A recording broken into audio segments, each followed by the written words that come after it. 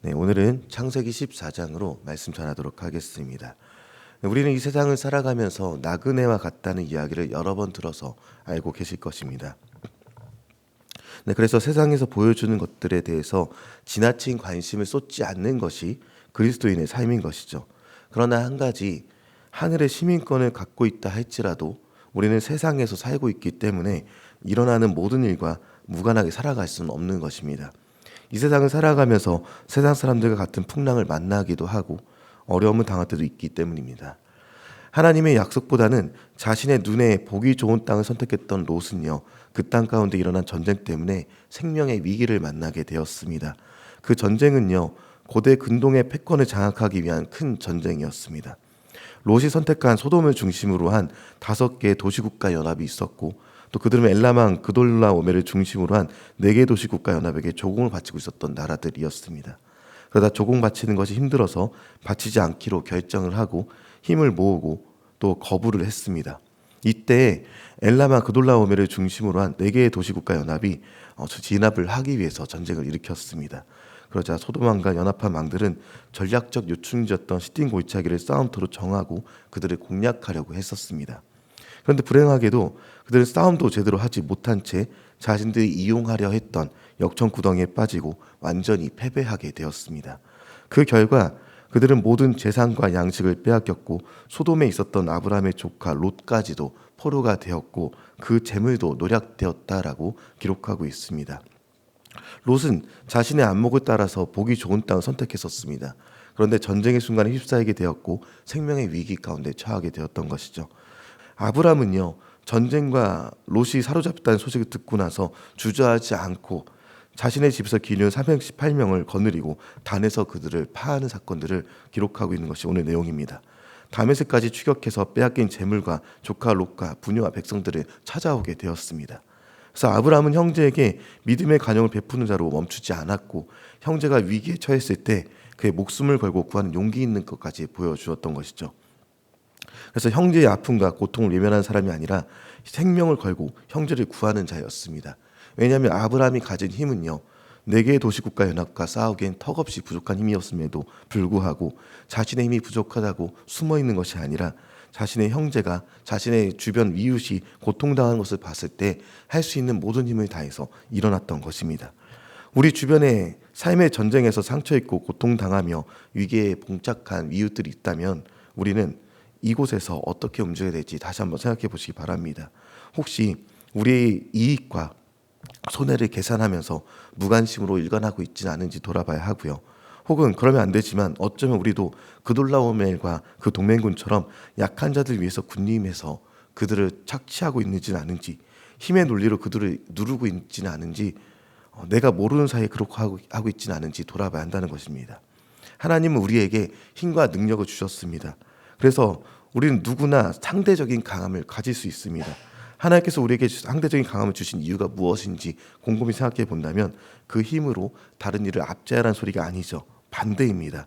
주위의 연약한 이들을 돌보도록 하신 것입니다. 로마서 15장 1절은요. 우리 강한 자가 마땅히 연약한 자의 약점을 담당하고 자기를 기쁘게 하지 아니할 것이라 이렇게 권면하고 있습니다. 더 나아가서 요한일서 3장 16절과 17절은요. 주께서 우리를 위하여 목숨을 버리셨으니 우리도 형제들을 위해서 목숨을 버리는 것이 마땅하니라. 누가 이 세상 재물을 가지고 형제의 궁핍함을 보고도 도와줄 마음을 막으면 하나님의 사랑이 어찌 그 속에 거할까 보냐. 이렇게 말하고 있습니다. 우리에게 필요한 것은요, 아브라함처럼 생의 위기를 만난 이들을 구하는 것이 지금 우리가 해야 할 일들입니다. 이는 불의한 가운데 나타난 하나님이 원하시는 의가 세워진 행동이었으며 하나님은 이렇게 의로운 행동을 하는 사람들을 축복하고 친히 그의 방패와 상급이 되어주시기 때문입니다. 아브라함이 그돌라오멜과 그 동맹한 사람들을 파하고 돌아올 때 2가지 사건이 발생하는 것을 보게 됩니다. 하나는 멜기세덱의 환영과 축복입니다. 멜기세덱을 살레망, 지극히 높으신 하나님의 제사장이다 언급하고 있습니다. 멜기세덱이라는 말은요, 의의 왕 혹은 내 왕은 의로우시다라는 의미를 갖고 있죠. 그리고 주목할 것은 살렘이란 말은 평강이란 뜻입니다. 살렘왕은요, 평강의 왕으로도 번역이 가능한 것이죠. 히브리서 7장 2절과 3절은요, 멜기세덱을 의의 왕, 평강의 왕으로 번역하면서 그가 아비도 없고 어미도 없고 족보도 없고 시작의 날도 없고 생명의 끝도 없어서 하나님의 아들과 방불하여 항상 제사장으로 있다 이렇게 기록합니다. 멜기세덱은 그 근원을 알 수 없는 영원한 하나님의 제사장이다 이렇게 하는 것이죠. 하나님의 제사장 멜기세덱이 의로운 행동으로 위기에 처해 이웃을 구하고 돌아오는 아브라함을 위해서 떡과 포도주를 준비해서 연회를 베풀어 주었습니다. 그리고 하늘과 땅의 창조주시며 지극히 높으신 하나님이시여 아브라함에게 복을 주옵소서 이렇게 축복을 합니다. 그러면서 너희 대적을 내 손에 붙이신 지극히 높으신 하나님을 찬송할지로다라고 하나님을 찬양하는 모습을 갖고 있습니다. 우리가 주변에 어려움을 처한 이웃을 구하기 위해 의로운 행동을 하고자 할 때 주저할 때가 있을 수 있습니다.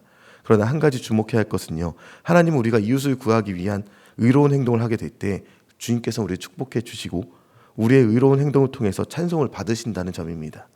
아브라함이 돌아올 때 나타난 또 다른 행동은요, 소돔왕의 제안이었습니다. 사람은 내게 보내고 전리품은 네가 취하라 라는 것이었죠. 그러나 아브라함은 그 전리품을 자신이 취해서 그 영광을 취하지 않았습니다. 이유가 무엇인지 오늘 본문 창세기 14장 22절과 23절에 기록되어 있는데요. 제가 22절을 여러분 23절을 읽어보도록 하겠습니다. 아브라함이 소돔 왕에게 이르되 천지의 주제이시오 지극히 높으신 하나님 여호와께 내가 손을 들어 맹세하노니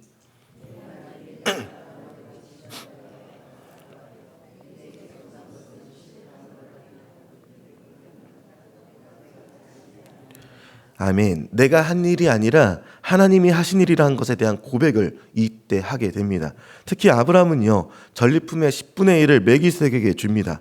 이 행동은요, 아브라함이 그가 전쟁에서 얻은 승리를 그의 영광으로 취하지 않고 하나님께 돌리고 있다는 것을 보여주고 있는 것입니다.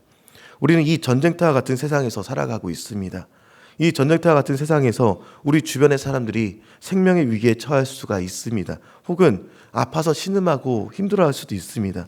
누군가는 불의한 일에 휩싸여서 고통당하고 억울해하고 있을 때 그때 우리의 역할이 중요하다는 것이죠. 정의와 공의가 사라진 것 같은 이 세상에서 하나님의 백성이 우리를 통해서 하나님은 하나님의 공의와 정의를 세우시길 원하십니다. 하나님은 우리가 다른 사람들을 위해서 하는 사랑의 행위를 하게 될 때 하나님께서 영광 받으신다 말씀해 주시고요. 우리가 생명을 건 사랑의 행위를 하게 될 때 주님께서 우리를 축복하시며 우리의 방패와 보상이 되어 주신다라고 말씀해 주십니다. 전쟁터와 같은 이 세상에서 우리가 의로운 행동으로 우리 주변 사람들을 구하고 간구하며 나아가게 될 때 하나님께 영광이 된다는 것을 기억하시면서 오늘 만나는 모든 사람들에게 하나님께서 주신 위로를 전달할 수 있는 저와 여러분이 되길 소망합니다.